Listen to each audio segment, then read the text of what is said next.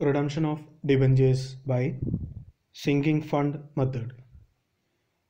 Under this method of redemption, every year a part of profit is set aside and sinking fund is created.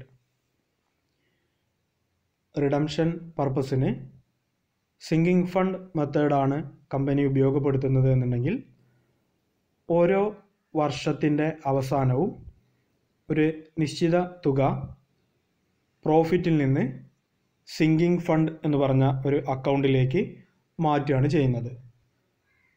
The sinking fund is invested in outside security. ഇങ്ങനെ ഓരോ വർഷവും പ്രോഫിറ്റിൽ നിന്ന് sinking fund അക്കൗണ്ടിലേക്ക് transfer ചെയ്യുന്ന തുക outside സെക്യൂരിറ്റീസിലാണ് company invest ചെയ്യുന്നത്. The interest received on such investment along with annual amount set aside from profit will again B invested as usual. അതായത് ഇപ്പോൾ 5 വർഷം കഴിഞ്ഞിട്ടാണ് ഡിബഞ്ചർ റിഡീം ചെയ്യുന്നത് എന്നുണ്ടെങ്കിൽ സിങ്കിങ് ഫണ്ട് മെത്തേഡാണ് റിഡംഷന് ഉപയോഗിക്കുന്നത് എങ്കിൽ ഓരോ വർഷത്തിൻ്റെ അവസാനവും പ്രോഫിറ്റിൽ നിന്ന് ഒരു നിശ്ചിത തുക സിങ്കിങ് ഫണ്ടിലേക്ക് മാറ്റും. 5ാമത്തെ വർഷം വരെ ഈ ഒരു ആക്ടിവിറ്റി കണ്ടിന്യൂ ചെയ്തു പോകും. അപ്പോൾ ഫസ്റ്റ് ഇയറിൽ മാർച്ച് 31 എമൗണ്ട് മാറ്റും. ഇങ്ങനെ മാറ്റുന്ന തുക 2ാമത്തെ വർഷത്തിൻ്റെ തുടക്കത്തിൽ ഔട്ട്സൈഡ് സെക്യൂരിറ്റീസിൽ ഇൻവെസ്റ്റ് ചെയ്യുന്നു.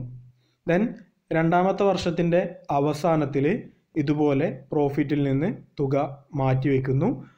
3ാമത്തെ വർഷത്തിൻ്റെ ആദ്യത്തിൽ ഇങ്ങനെ മാറ്റിവെക്കുന്ന തുകയും 2ാമത്തെ വർഷം തുടക്കത്തിൽ നമ്മൾ ഇൻവെസ്റ്റ് ചെയ്തതിൽ നിന്ന് നമുക്ക് കിട്ടിയ റിട്ടേൺ, പ്രീവിയസ് ഇൻവെസ്റ്റ്മെൻറ്റിൽ നിന്ന് നമുക്ക് കിട്ടിയ റിട്ടേണും കറണ്ട് ഇയറിൽ നമ്മൾ മാറ്റിവെച്ച, അതായത് ലാസ്റ്റ് ഇയറിൽ നമ്മൾ മാറ്റിവെച്ച തുകയും കൂടി കൂട്ടി ഇൻവെസ്റ്റ് ചെയ്യുന്നു.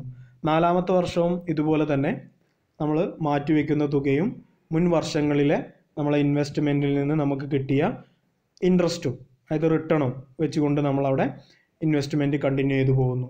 ഈ രീതിയിൽ ഫൈനൽ ഇയർ വരെ ഈ ഒരു പ്രവൃത്തി തുടർന്നു കൊണ്ടുപോകും. ഫൈനൽ ഇയറിൽ the investment will be sold and the cash thus received will be used to repay the debentures.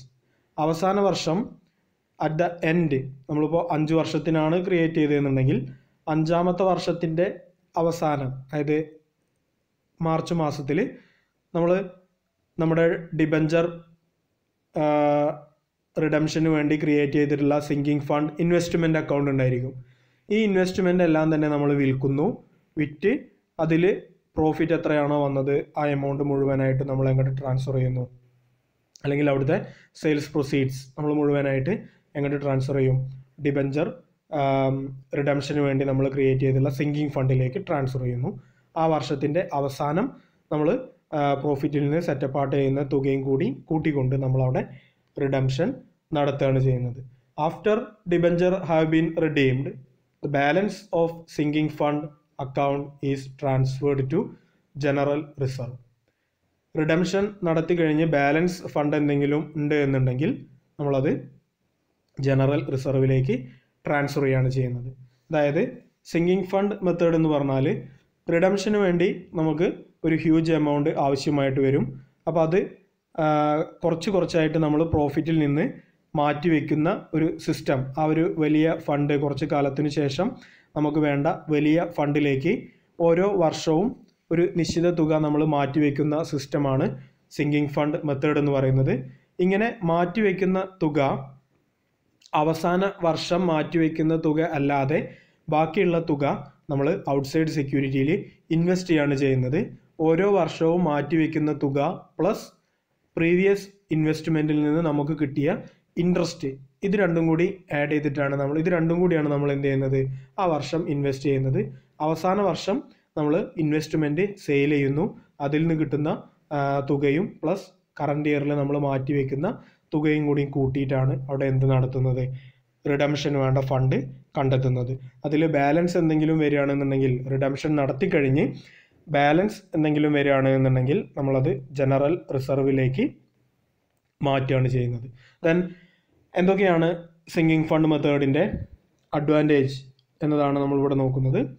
First advantage എന്ന് പറയുന്നത് as the funds required for redemption accumulates outside the business liquid cash is available at the time of redemption. റിഡംഷൻ്റെ സമയത്ത് നമുക്ക് liquid cash available ആവുന്നു എന്നതാണ് പ്രധാനപ്പെട്ട ഒരു advantage ആയിട്ട് പറയുന്നത്.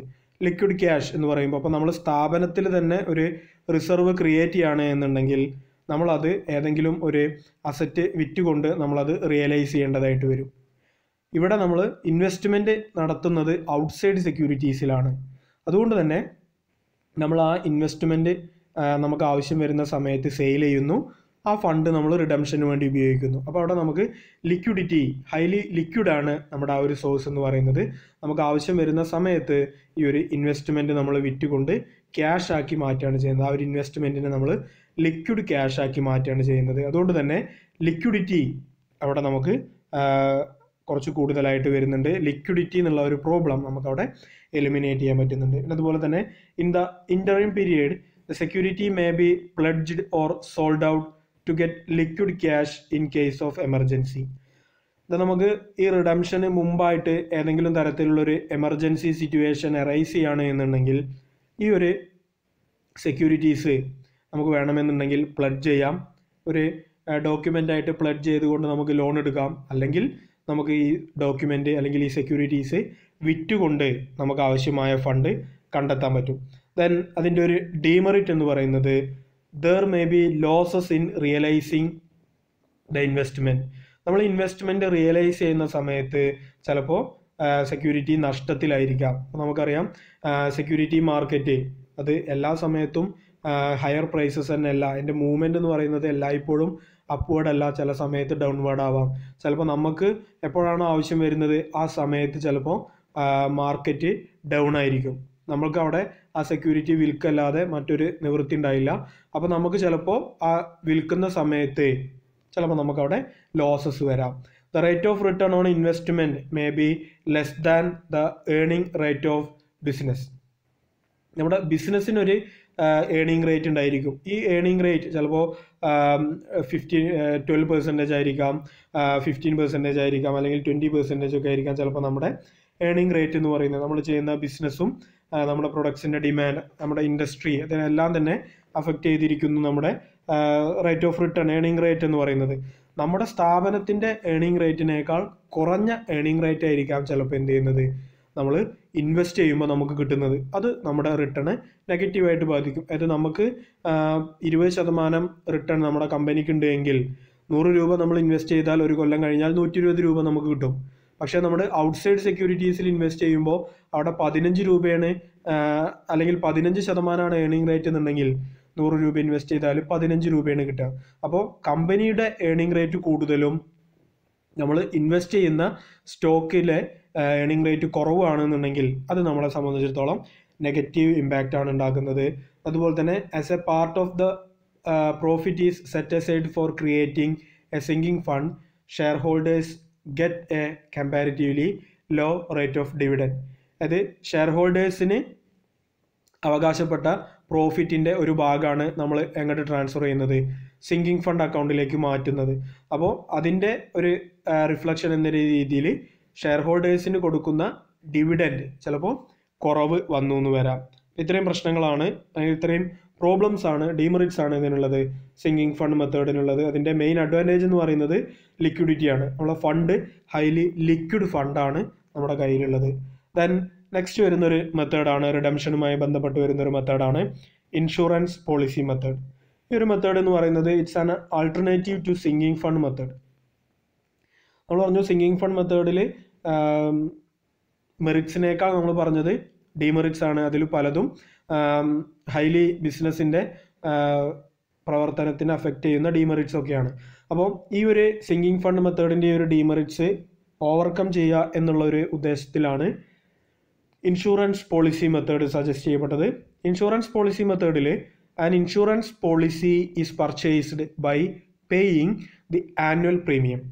നമ്മളൊരു ഇൻഷുറൻസ് പോളിസിയാണ് അവിടെ പർച്ചേസ് ചെയ്യുന്നത്. ആനുവൽ പ്രീമിയം പേയ്മെൻറ്റ് നടത്തിക്കൊണ്ട് നമ്മളൊരു ഇൻഷുറൻസ് പോളിസി അവിടെ പർച്ചേസ് ചെയ്യുന്നു. Such policy will mature on the date when the debenture become redeemable.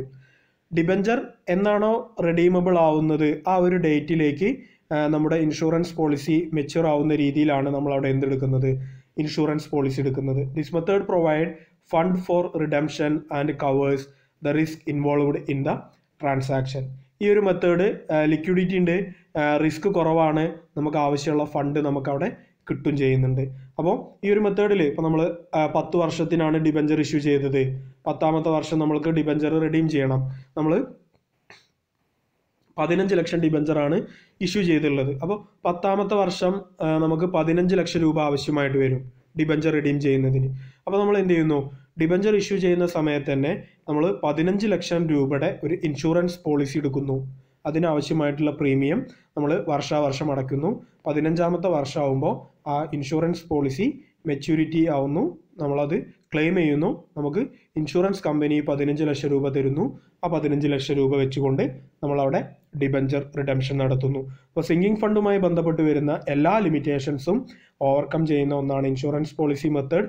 Sinking fund മെത്തേഡിൽ നമ്മൾ പറഞ്ഞ ആ ഒരു ബെനിഫിറ്റ് അത് നമുക്ക് എവിടെ കിട്ടും ചെയ്യുന്നുണ്ട്, ഇൻഷുറൻസ് പോളിസി മെത്തേഡിൽ നമുക്ക് കിട്ടും ചെയ്യുന്നുണ്ട്. ഈ ഒരു പോളിസി നമുക്കൊരു ഒരു പ്ലഡ്ജ് ഡോക്യുമെൻ്റ് ആയിട്ട് ഉപയോഗിക്കാനൊക്കെ പറ്റുന്ന ഒന്നാണ് ഇത് ഇൻഷുറൻസ് പോളിസി മെത്തേഡ് എന്നൊക്കെ പറയുന്നത്.